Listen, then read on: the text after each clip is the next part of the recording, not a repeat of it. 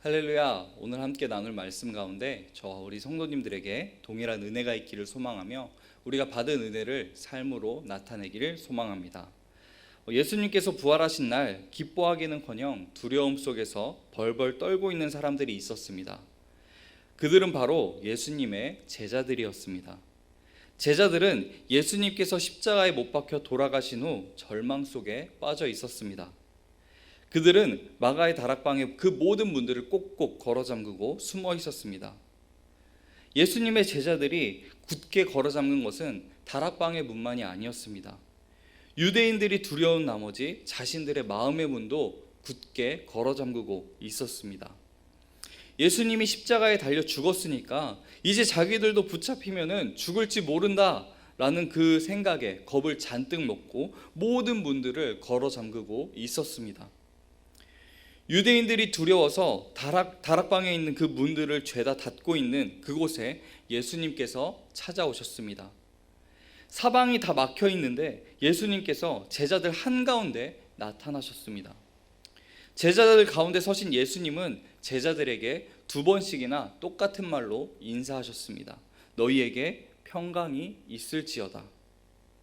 제자들은 예수님께서 돌아가신 그 순간, 그것도 십자가에 못 박혀 돌아가신 그 순간 평안을 잃어버리게 되었습니다. 예수님이 큰 죄를 지어서 십자가에 못 박혀 돌아가신 것이 아니었습니다.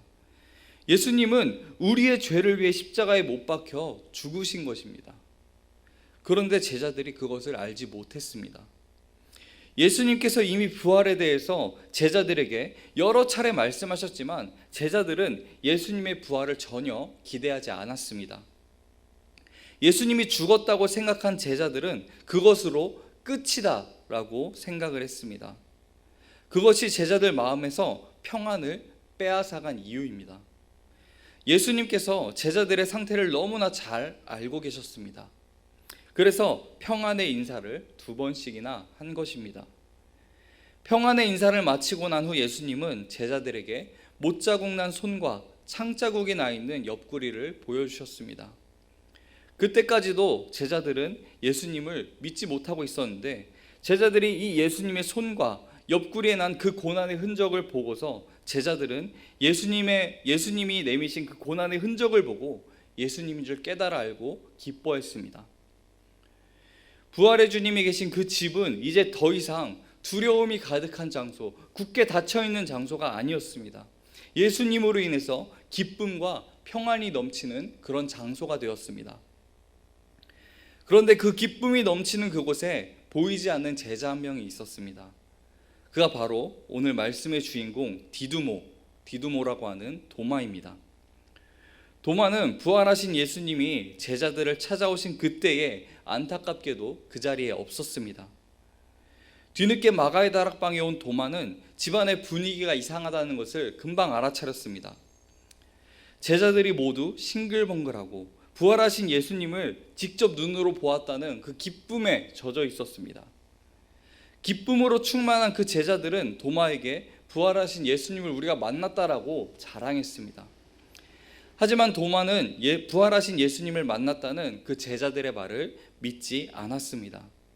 왜냐하면 그는 부활하신 예수님을 만나지 못했기 때문입니다. 도리어 도마는 제자들에게 큰 소리를 쳤습니다. 내가 그의 못자국을 보며 내 손가락을 그 못자국에 넣으며 내 손을 그 옆구리에 넣어보지 않고 난 믿을 수가 없다. 믿지 못하겠다 라고 말했습니다. 사실 예수님의 부활을 가장 먼저 목격한 사람들은 예수님의 12 제자들이 아니었습니다. 예수님의 부활을 가장 먼저 목격한 사람은 막달라 마리아와 여인들이었습니다. 부활하신 예수님을 가장 먼저 만난 막달라 마리아는 곧장 제자들에게 달려가서 내가 주님을 보았습니다. 부활하신 주님께서 나에게 말씀하셨습니다 라고 말했습니다. 하지만 막달라 마리아의 이야기를 듣던 그 제자들의 반응은 아주 냉담했습니다. 제자들은 막달라 마리아의 이야기를 믿으려고 하지 않았습니다. 제가 예전에 설교에서 나누었던 것처럼 예수님 당시에 법정에서 여자들의 증언은 신뢰를 받지 못했었습니다. 여자의 증언은 재판 중에 증거로 채택받을 수가 없었습니다. 그래서 예수님의 제자들이 막달라 마리아가 전한 그 예수님의 부활 소식을 믿지 못했을 수도 있습니다.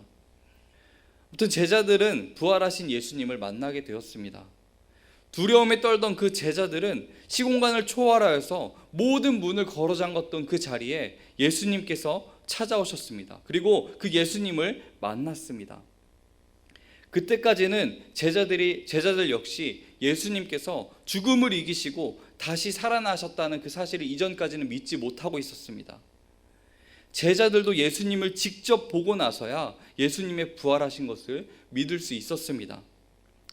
따라서 도마가 자신의 눈으로 직접 예수님께서 당하신 십자가 고난의 흔적을 보고서야 예수님의 부활을 믿겠다고 말한 그 요구는 잘못된 요구가 아니었습니다. 도마가 하나 잘못한 것이 있다면은 부활의 주님께서 마가의 다락방에 있던 그 제자들을 만나러 오셨을 때 그 자리에 함께 없었다는 것입니다. 그렇다면은 제자들이 마가의 다락방에 꽁꽁 숨어 있을 때 도마는 도대체 어디에 있었을까요? 이 질문에 답을 하기 위해서는 도마의 직업과 성격을 우리는 알아야 합니다. 도마의 직업은 어부가 아닌 목수였습니다. 도마는 다른 제자들과도 많이 달랐습니다. 도마는 아주 꼼꼼한 성격의 소유자로 비춰지고 있습니다. 그리고 도마의 그런 꼼꼼한 태도는 목수라는 그의 직업에서 비롯되었다는 것을 우리는 알 수가 있습니다. 어부는 정확성과 꼼꼼함보다는 언제 발생할지 모르는 일에 대처하는 그 순발력이 필요한 직업입니다. 언제 바다로 나가야 할지, 어디에 그물을 내려야 될지, 언제 힘을 다해 그물을 당겨야 할지 즉각적으로 알고 반응을 해야 됩니다. 대표적인 어부 출신 제자가 바로 베드로였습니다. 베드로는 다혈질이며 즉흥적이고 순발력이 있는 그런 제자였습니다. 하지만 목수는 어부와는 다릅니다. 목수는 즉흥적으로 그리고 순발력으로 감으로 일하지 않습니다. 목수는 무엇인가를 만들 때 항상 정확한 치수를 계산합니다. 조금이라도 오차가 생기면 안 되기 때문입니다. 그래서 목수는 참 꼼꼼하고 빈틈이 없는 그런 직업입니다. 이런 직업의식을 가진 도마의 장점이 바로 솔직했다는 것입니다. 도마는 모르면 모른다고 말하고 이해가 안 가면 안 된다고 말하는 그런 스타일이었습니다.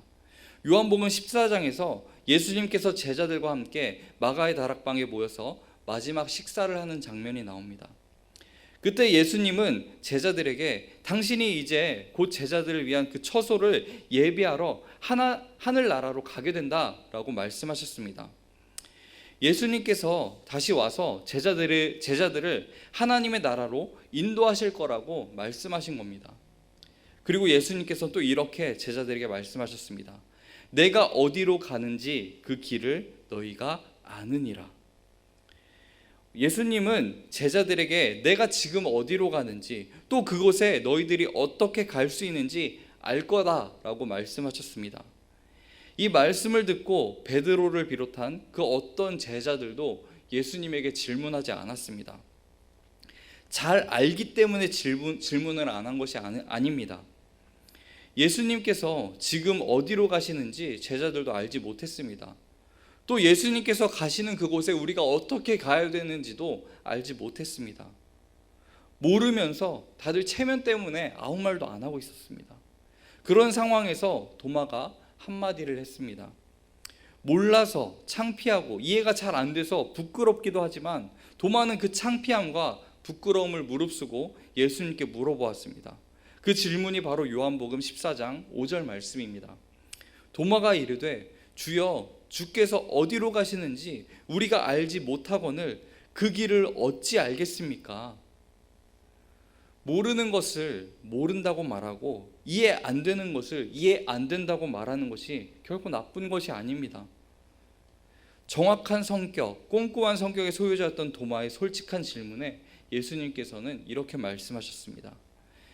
요한복음 14장 6절입니다. 예수께서 이르시되 내가 곧 길이요 진리요 생명이니 나로 말미암지 않고서는 아버지께로 올 자가 없느니라. 모르는 것을 모른다고 말할 줄 아는 용기, 이해가 안 되는 것을 이해가 가지 않는다라고 말할 수 있는 그 도마의 모습이 우리에게 필요한 모습이라고 생각이 되어집니다. 결정적으로 도마가 부활하신 예수님께서 제자들을 찾아오신 그 현장에 없었던 이유가 있습니다. 도마가 제자들이 다 함께 모여있는 그 자리를 잠시 떠날 수밖에 없었던 이유는 도마가 제자들 앞에서 했던 말 한마디 때문입니다. 도마는 함부로 말을 뱉는 성격이 아니었기 때문에 자신이 한 말 때문에 무척 힘들어했었던 것 같습니다. 한 번은 예수님께서 사랑하는 그 친구 나사로가 죽었다는 소식을 듣고 나사로를 살리기 위해 유대로 다시 가자고 말씀하신 적이 있었습니다. 요한복음 11장에 나오는 이야기입니다. 그런데 그때 상황은 유대인들이 예수님을 돌로 쳐 죽이려고 노리고 있던 그런 때입니다. 그래서 제자들은 예수님을 보호하기 위해서 제발 유대로 가지 말라라고 부탁을 드렸습니다. 하지만 예수님은 제자들의 만류에도 불구하고 죽은 친구 나사로를 살리기 위해서 유대로 가셨습니다. 그때 베드로를 비롯한 다른 제자들은 아무 소리 안 하고 가만히 있었습니다. 그런데 도마가 다른 제자들에게 한마디 했습니다. 요한복음 11장 16절 말씀입니다. 디두모라고 하는 도마가 다른 제자들에게 말하되 우리도 주와 함께 죽으러 가자 하니라. 도마의 성격으로 볼 때 아무 생각 없이 즉흥적으로 이런 말을 했을 리는 없다라고 생각이 되어집니다. 평소에 그렇게 꼼꼼하고 정확한 도마가 이런 말을 하기까지 얼마나 많은 생각을 했을지 생각이 되어집니다. 그런데 예수님은 죽었는데 자신은 예수님과 함께 죽지 않고 살아있으니까 얼마나 마음이 답답했을까요? 제자들 앞에서 우리도 주와 함께 죽으러 가자라고 말했던 게 자꾸 마음에 걸렸던 것 같습니다. 그래서 자기 말에 책임을 지지 못한 그 죄책감에 도마는 동료 제자들을 볼 면목이 없었습니다. 그래서 부활하신 주님께서 오신 그 자리에 다른 제자들과 함께 있을 수 없었습니다. 하지만 도마는 그 누구보다 예수님을 사랑한 제자였습니다. 부활하신 예수님을 누구보다 간절히 만나고 싶어 했습니다. 그래서 부활의 증거를 요구했던 것입니다. 도마는 확실하게 부활하신 예수님을 만나고 싶어 했습니다. 그것은 도마가 의심이 많았기 때문이 아닙니다. 그런 태도는 도마의 직업 의식에 따른 그 성격과 기질 문제로 보는 편이 우리는 더 나을 것이다 라고 생각이 되어집니다. 도마를 쉽게 의심 많은 제자라고 말할 수 없는 이유가 오늘 본문에서 또 말씀하고 있습니다. 도마는 8일 후에 다른 제자들과 함께 마가의 다락방에 있었습니다. 부활하신 예수님을 만나고 싶었기 때문입니다. 만약 도마가 의심 많은 제자였다면 제자들이 있던 그 자리에 없었어야 합니다. 예수님의 부활을 안 믿는데 그곳에 있어야 할 이유가 그는 없었습니다. 그리고 부활하신 예수님께서 다시 마가의 다락방에 찾아오셨습니다. 그때에는 도마도 그 자리에 있었습니다. 부활하신 예수님께서 다시 마가의 다락방에 오신 목적은 도마를 만나기 위해서였습니다. 부활하신 예수님은 이미 도마의 마음을 다 알고 계셨습니다. 부활의 증거를 요구한 그 도마를 향해서 예수님께서는 이렇게 말씀하셨습니다. 네 손가락을 이리 내밀어 내 손을 보고 네 손을 내밀어서 내 옆구리에 넣어보아라. 그리하여 믿음 없는 자가 되지 말고 믿는 자가, 믿음 있는 자가 되라 라고 말씀하셨습니다. 도마에게 이렇게 말씀하신 그 예수님의 표정이 어땠을까요? 잔뜩 화가 난 표정으로 이야기했을까요? 너 정말 믿음 없구나. 너 이렇게 직접 봐야만 믿을 수 있겠니? 그렇지 않았습니다. 예수님의 얼굴에는 섭섭함이나 분노가 아닌 사랑이 가득했을 것으로 생각이 됩니다. 예수님은 도마를 사랑하셨습니다. 사랑하는 도마를 만나고 싶었습니다. 예수님께서 다시 마가의 다락방을 방문하신 목적이 바로 도마를 만나기 위해서였습니다. 믿음이 없어 보였지만 예수님께서는 도마를 참 귀하게 여기는, 도마는 참 귀한 제자였던 것입니다. 예수님의 말씀을 듣고 도마는 어떻게 행동했을까요? 도마가 의심이 많은 나머지 자기 손가락을 못으로 그 구멍 뚫려 있는 예수님의 손 안에 집어넣었을까요? 그렇지 않습니다. 도마는 손을 집어 넣어서 확인하지 않았습니다. 그럴 필요가 전혀 없었습니다. 도마는 자신 앞에 서 계신 분이 바로 부활하신 예수님이라는 것을 이미 알고 있었습니다. 도마는 부활하신 주님이 나같이 부족한 사람을 만나기 위해 찾아와 주셨다는 것 그 자체에 너무나 감사했습니다. 자기 말에 책임도 지지 못한 그 죄인인데 그런 자신을 찾아와 주신 주님께 너무나 감사했습니다. 그 크신 사랑에 너무나 감사해서 도마는 예수님께 아주 귀한 신앙 고백을 드리게 되었습니다. 나의 주님이시요 나의 하나님이시니이다. 신약 성경에 보면 베드로, 나다나엘, 마르다, 이 도마와 같은 사람들의 신앙 고백이 나옵니다. 베드로, 나다나엘, 마르다는 모두 예수님을 하나님의 아들로 고백을 했습니다. 그들의 신앙 고백도 중요하고 대단하다라고 생각이 되지만 도마의 신앙 고백이 더 위대하다라는 생각이 들었습니다. 왜냐하면 도마는 예수님을 하나님의 아들이 아니라 나의 하나님이라고 고백을 했기 때문입니다. 사랑하는 성도 여러분, 의심 많은 제자로 과소평가되었던 이 도마가 어떻게 이렇게 놀라운 신앙 고백을 할 수 있게 되었을까요? 바로 부활하신 예수님을 만났기 때문입니다. 부활하신 예수님을 만나면 우리의 신앙 고백이 분명해지게 되어 있습니다. 제가 어렸을 적부터 다니던 교회에서 담임 목사님이 이제 설교 시간에 항상 거의 매주 읽으셨던 성경 구절이 하나 있었는데 그 구절이 바로 갈라디아서 2장 20절이었습니다. 저는 그 말씀 구절이 저에게는 은혜가 되지 않았습니다. 저 말씀 구절은 그저 그냥 목사님에게나 해당되는 말씀이고 나에게는 그렇게 와닿지 않는 말씀이야. 그저 목사님이 그 구절을 읽으면 또 저 구절 읽으시는구나 라는 그런 생각뿐이었습니다. 그런데 예수님의 십자가 사랑이 내 안에 깊이 묵상이 되면서부터 그것은 더 이상 목사님만의 고백이 아니었습니다. 목사님이 그리스도와 함께 십자가에 못 박혀 죽으신 것이 아니라 내가 그리스도와 함께 십자가에 못 박혔다라는 그 고백이 나오게 되었습니다. 그리고 복음을 전하기 위한 사명이 분명해질 때 사도행전 20장 24절의 그 고백이 그저 사도 바울의 고백이 아닌 나의 고백이 되어지기 시작했습니다.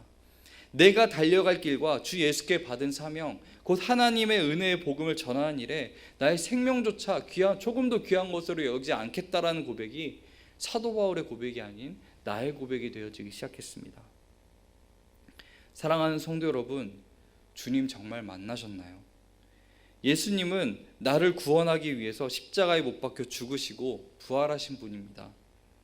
부활하신 예수님을 만나면 더 이상 성경 말씀이 다른 누군가를 위한 말씀이 아닌 나를 향한 말씀으로, 다른 누군가의 하나님이 아니라 나의 주, 나의 하나님으로 고백되어질 수 있는, 우리 입술에서 그런 고백이 나올 수 있기를 예수님의 이름으로 축복합니다.